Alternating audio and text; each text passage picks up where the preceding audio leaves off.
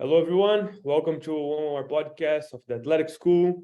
Today, our guest speaker is Timo. He's the owner of Timo's Note on Instagram. He has almost 75,000 followers there where he talks about books. He's also the host of the Power of the Book podcast. So today we're going to talk about the power of books. Timo, thanks so much for joining me. It's a pleasure, man. Thank you so much, Igor, for inviting me. I'm looking forward to this. Awesome. Well, so let me just jump right to the questions. I know you read a lot. So my first question is, how did you get into reading?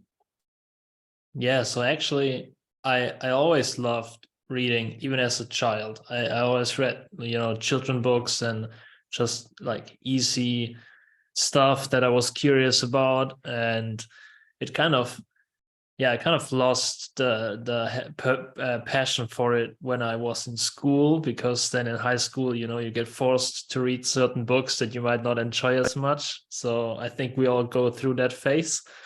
But then once I finished high school, I randomly picked up a book because I was bored on my holidays, which was about a German mountaineer, a very famous one, Reinhold Messner. Some people might know him. And I really enjoyed the story. It was a very exciting book to read, even though I'm not even into mountaineering or anything.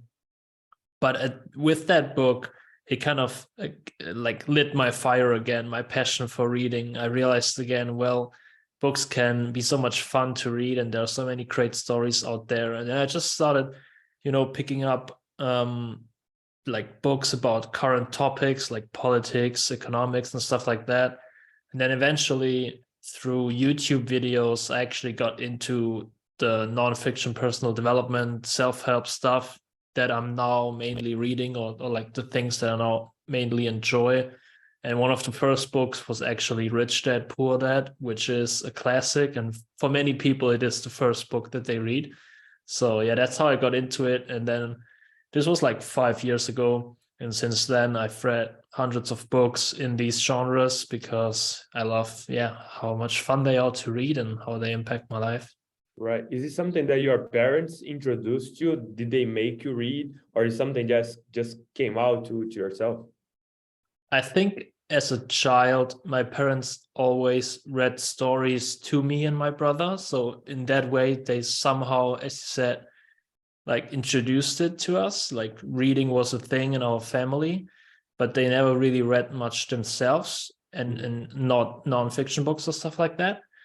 But yeah, they encouraged us to read as a child, and I think because of that, I enjoyed it. Yeah, that's awesome. And I think that's the best way, because if you just keep telling your kids to, oh, you should read this, you should read that, and I don't think they're gonna really enjoy. And if you don't enjoy, I don't think you can get a lot from it. Right. So what's the power of books? Basically, what can you, if you can, I know the power of books, there's so many different powers, but how would you kind of give a summary of what are the power of the books?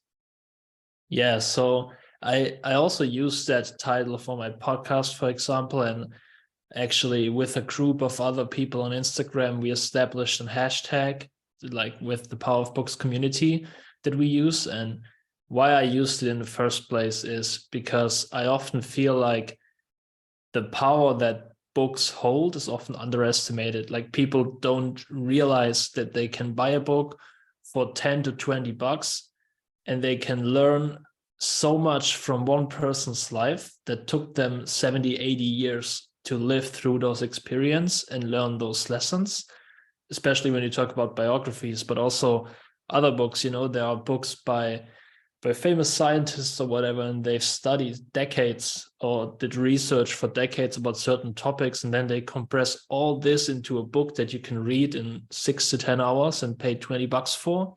Like that's a bargain. There's Yeah. so little effort and so little financial means you have to put into this, and you can get so much from it. So that's what I mean when I talk about the power of books, because I also think that one book has the potential to change your life if it finds you at the right time. Yeah.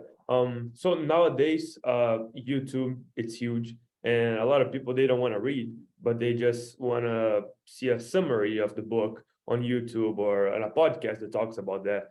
What are your thoughts on that? Me personally, I think the experience, it's something different that it's hard for us to describe. You just got to read so you can know. Yeah. But what are your thoughts on that?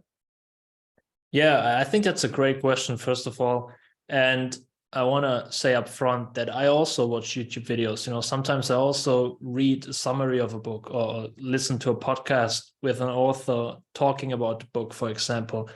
But I think the difference is if you just look at inputs and outputs, in my opinion, if you watch a YouTube video about a certain topic, let's say you watch a YouTube video about, setting up your next workout plan, for example, you want to grow muscle, go to the gym or whatever, and you'll watch a YouTube video that's 20 minutes long. You'll get some information from this, and it will usually obviously be helpful information, I guess. But because you only invest 20 minutes, you only get so much out of it, But if you take a book, as we said before, one person has invested like years of experience, and you read the book for a couple hours. So the investment you personally make is also bigger. And because you make a bigger investment, you spend more time learning the things, the principles, the techniques and everything. You get more out of it. So I think both things are valuable and important, but it depends on what your goal is. If you just want to get a rough idea of something, or you have a very, very specific question about a very specific thing, then, you might go with a YouTube video that gives you the exact answer, or gives you a broad idea of what the topic is about. But for the example, if someone wants to set up a workout routine, I would say grab a good book. Like I can give 2 recommendations, actually. So the first one is The World's Fittest Book by Ross Ashley. It basically gives you all the tools you need to create any workout plan of any sort for yourself. So you read that book once, and then for the rest of your life, you're basically set up. And then the second one that I'm currently listening to is actually also by Ross Ashley. And it's called The Art of Resilience, where he also covers a lot of principles and guidelines on how to set up a proper training routine. So that's what I think, that videos, podcasts, books, each has their own benefits, but it depends on what you want to get out of it. You mentioned that you read a lot of like self-help books, self-development. I don't know, I feel like sometimes we say self-help and it sounds not as good as it should, but anyway, but what are some things that we should read? Is there a problem of reading like fictional books, history books or stuff like that? Or like, what are some of the things that we should read in your personal opinion? Yeah, so it's funny that you mentioned history, because actually I'm going to start with that. History is actually one genre that I recently, or like for the last 1 or 2 years, I realized that I really enjoy. And in school, when I had history class, I always thought, well, why would I care what happened 400 years ago? This doesn't affect me. It doesn't interest me. And now I laugh at this, because now I read books, about ancient Stoic philosophy and about like German history and stuff like that.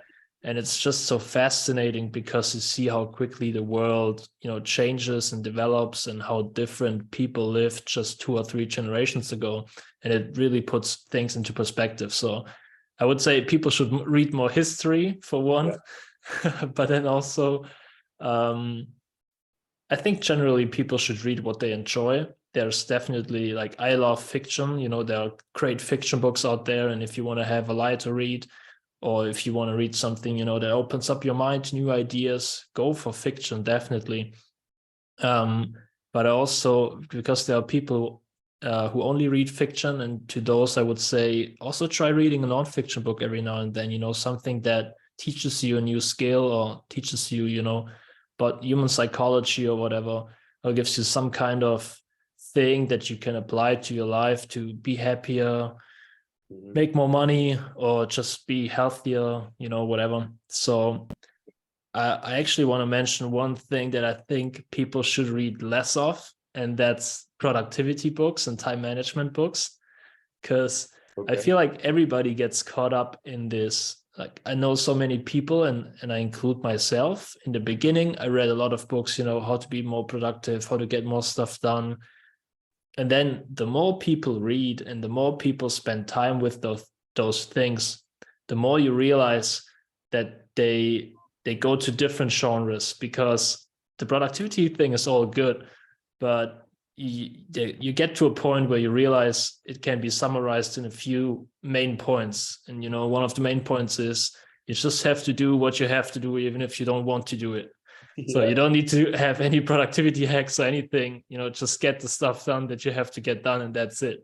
Yeah. And you also realize that productivity isn't the most important thing. It's not always about doing more or doing it fast or whatever, but there are also more valuable other things out there in life. So I would say people shouldn't read as many productivity books and get into stuff like science, history, and Mhm. psychology, stuff like that. Philosophy is a great genre, but Yeah. generally just what they enjoy.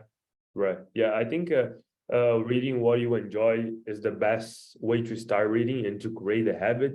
Yeah. It's crazy how you mentioned like history and then philosophy, because if you read philosophy, they talk a lot about becoming a better person. You know what you should do, what's the right thing to do, ethics, justice, and things like that. Especially the Stoics, as you mentioned, and then that brings you to different books that that it takes us to the self-development books and stuff like that. So I think Right.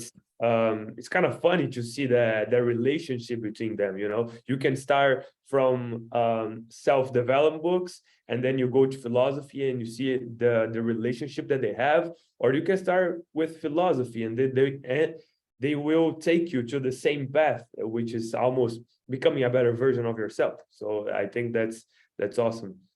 Totally. Yeah. Yeah. What are some of the benefits that you find in reading that you had in this last 5 years that you started reading so much? Hmm. So the main thing I would say is actually the contents of the book. That's the main reason why I read them. And that's the main benefit of reading. I've learned so much about so many different topics, from health to making money to investing money to how Mhm. to think or like handle tough situations, how to communicate with other people. There's so much that you can learn from the book. So the content is actually the best thing you get from books. But then also, it's proven that reading books decreases stress levels. So it's also just a good thing to do in your free time to calm down, to take a break. And it also engages the brain in a way that, like reading is like working out for your brain. So it's Mhm. also good for brain health in that sense, because when you read and you learn new things, your brain is active and it has to work, and that keeps your brain healthy. So stuff like that as well. But then from the contents, I would say actually one of the biggest benefits I've realized is, yeah, how in everyday life I deal with certain situations. Sometimes I think it's funny when something small happens, whatever, I drop something in the kitchen or whatever. In the past I would be like, oh shit, I have to clean it. Now I don't even worry about it for 5 seconds anymore. It's like, oh shit, I'm gonna clean it. That's overdone well. And things like that. It's the small things that you just handle better, and you realize it's not that bad. Yeah. And that's one of the main benefits that I've experienced. Mhm. Do you use any techniques to read? Do you, I don't know, can you read everywhere? Do you play music in the background? Do you do anything like that? Yeah, so as you said, it depends a lot on where I am. Mhm. I mostly prefer, just reading at my desk or on the couch. And then if I'm somewhere, when it's noisy in a train, bus, whatever, I can also read with my headphones on, and then I have a playlist, with some like songs without any vocals, Yeah. and I put that on, and then I also can focus quite well to read. But other than that, I just use a highlighter. mark the stuff, sometimes write in on the pages if I have any notes or anything, look things up, whatever. And yeah, then usually I don't do it every time, to be honest, but I aspire to do it with all the books, is that after I finish the book, I sit down and I reflect on the main lessons that I gained from the book. And then most importantly, something that I recently integrated in my process kind of is to write down the main thing that I can do, the main thing that I can act on, so to implement and get the benefits from the contents. So I try to keep it small, just one thing, because we can also overwhelm ourselves. There are books like you could do hundreds of different things after reading it, but it's not very likely that you will do that. So just start with one. Yeah, no. And yeah, that's the main thing I do. Yeah, that's awesome. I was gonna ask you that because I feel like when you sit down with yourself and then you reflect a little bit or even write something down, I think that helps us getting more from the books, and it's kind of what I was gonna ask you. So yeah, that's it. That's a good technique. Absolutely. How much do you read? Do you spend a lot of time reading, or I don't know, how much do you read? Yeah, so to be honest, it depends a lot on the current situation. Right now, I think I read about right now it's probably an hour a day, but just because I listen to an audiobook while working out. So Okay. in a physical book, like actual reading, it's probably just 15 to 20 minutes a day right now. Mhm. But it's sometimes I have weeks or month where I read more, then I read less. I actually don't really force myself anymore at this point. I just let it flow. I just take it as it is. And sometimes I have a book, that it will be a little harder to get back to, and then I read less, and then I pick up a different book and it just catches me and I read it in 4 days. So I can't really tell, but yeah, right now I have a good audiobook, as I said, so I listen to it every day when I work out or do some chores. So it's roughly, probably 30 minutes a day. And in the past I had this rule where I tried to read at least 10 pages a day. Mhm. It's not much, but it's also not little. You get a book, you could finish a book a month if you do that, and it's very little time that you have to invest. So if people want to start with something, I would say rather read 10 pages a day than read nothing. Yeah, no, that's great. For the people that don't like to read, because I feel like our audience here is mainly, college athletes, young people that are, trying to prove their performance and stuff like that. And I always talk about books because I know and I have seen the difference that the books can make in our lives. But people often say it's boring, I don't like it, so I don't do it. What are some of the things that you can tell them so maybe they can change their mind a little bit? Yeah, so as you perfectly said before, I think the main thing is really just find a book that you love, that excites you. And it's funny because when you say athletes, like I think about all the books that I've read, by some of my role models who are athletes, like about specific sports. If you have someone who's into soccer, I bet they would love to read about, Cristiano Ronaldo or Lionel Messi's story. And I bet there are a couple books out there about them. Or, maybe you have a favorite soccer coach that who has written a book. I think there are so many who have written great books. Carlo Ancelotti, Jurgen Klopp has written a book, I think, and Jose Mourinho has also written a book, I believe. So you can always find a person or a story or some kind of topic that you're probably really excited about, Uh, and I would just recommend start with that and read about that. Or if it could even be something totally off topic, like if I don't know, maybe you saw that one of your favorite athletes recommended a book mhm. that isn't really about sports, but it's still, you like the person, so you might like their recommendation. For example, I think LeBron James often recommended The Alchemist, which is a small fiction book. It has nothing to do with basketball, but you might still enjoy it. Yeah. So looking for points like that, I would say that's the best way to get started, and especially biographies, memoirs, stuff like that are really easy to read because they cover a story. It's like watching a movie, Right. but a lot more fun and more detailed. Yeah, I agree. And I think something that it's important to mention is like especially for athletes, if we look at the people athletes that are successful, they always had read many books. If we take a look on their habits, like from successful business people, from athletes, they have some things that are in common. Most of the time they read a lot. They, I don't know, wake up early, stuff like that. They have a certain discipline. So I think it's like people kind of auto-sabotage, thinking that, oh, I don't need to read. Reading The Alchemist is not gonna help me, score more goals. And it's like, okay, now you're just lying to yourself.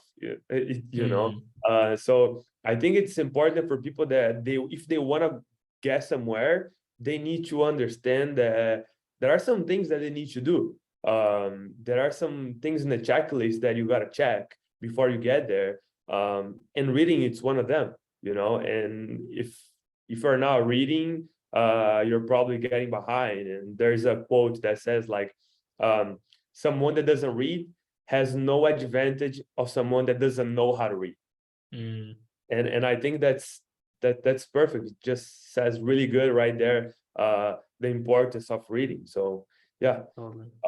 Yeah, I think that's a great point, and I want to pick up on that real quick, because as you said, even if the person might not enjoy reading, if they are ambitious, I think your audience, the people who watch your stuff, they are probably very ambitious and want to get somewhere, then you could also take a different approach where you talk about what's your goal. As you said, in soccer, you want to score more goals, or you want to be a better defender or whatever.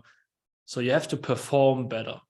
And if you're really if you're serious, you're going to look for ways to become better. And then, there are books out there about performance in sports. There are books about physical performance that are definitely relevant to you. And so if you're serious about getting better, as you said, it's no option. You got to read those books. You got to implement those techniques. Otherwise, you won't get where you want to be. So yeah, totally agree with what you said. Yeah, awesome. Just to kind of wrap it up, I know it's hard, but what are some of the top books that you have read that you would recommend? I don't know, from fiction to non-fiction to athletes to non-athletes, anything. Yeah, so I'm gonna start with athletes because that's what you're all about. Yeah. So one book that came out, I think, it's March already. Oh, time flies by. It is already out like half a year or something like that, but it's called Human Mechanics. Okay. By a guy who you most likely find if you go to Instagram and search for MT Performance DK.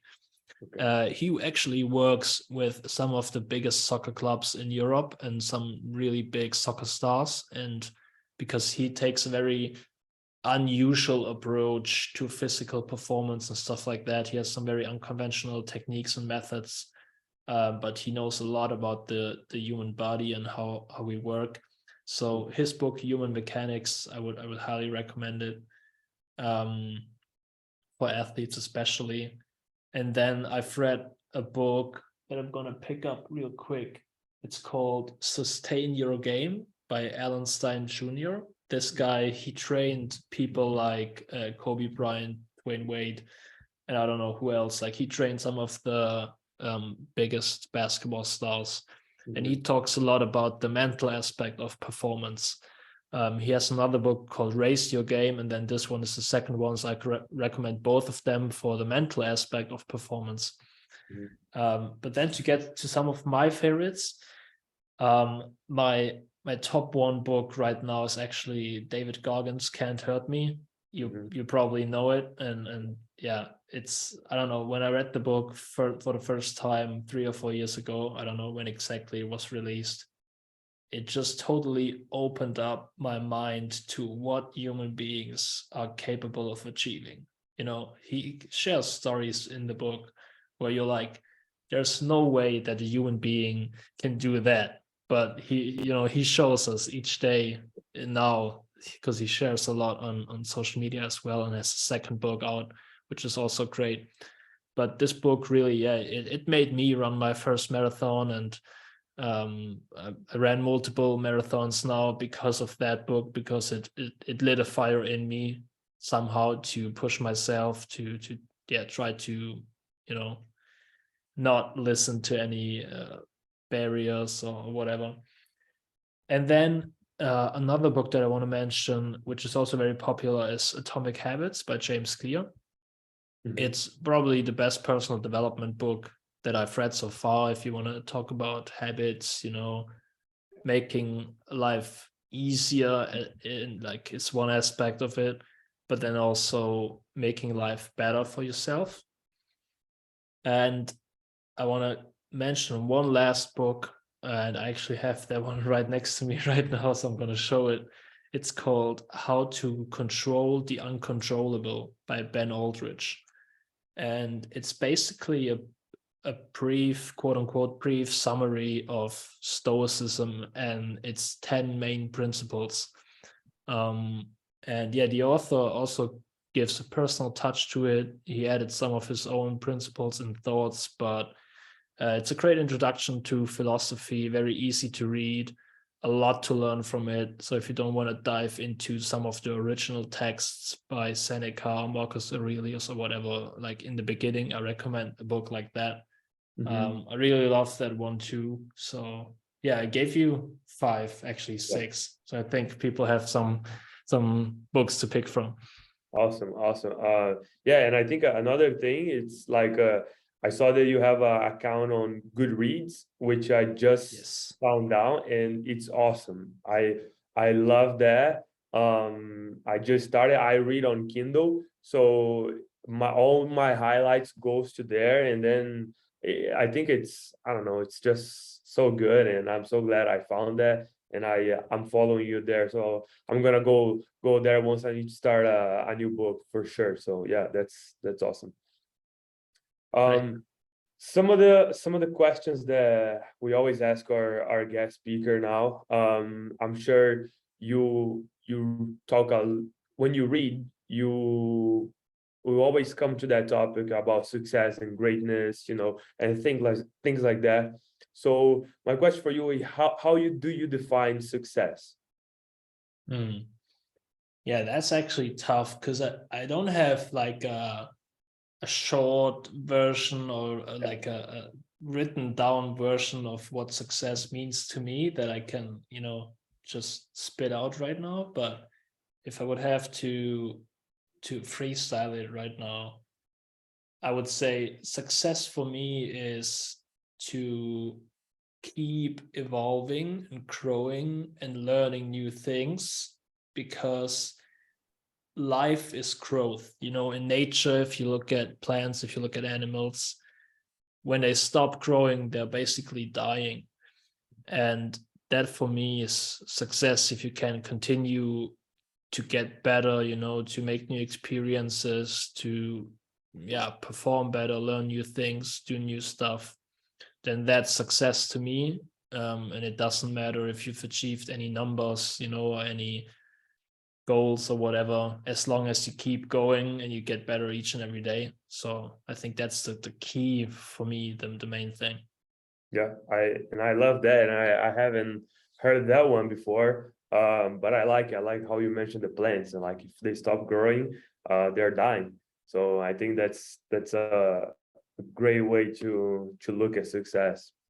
Well, Timo, thanks so much. I'm pretty sure a lot of people are gonna enjoy the episode. I did. I'm taking a lot of insights here. I'm sure it's gonna become some good reels on Instagram.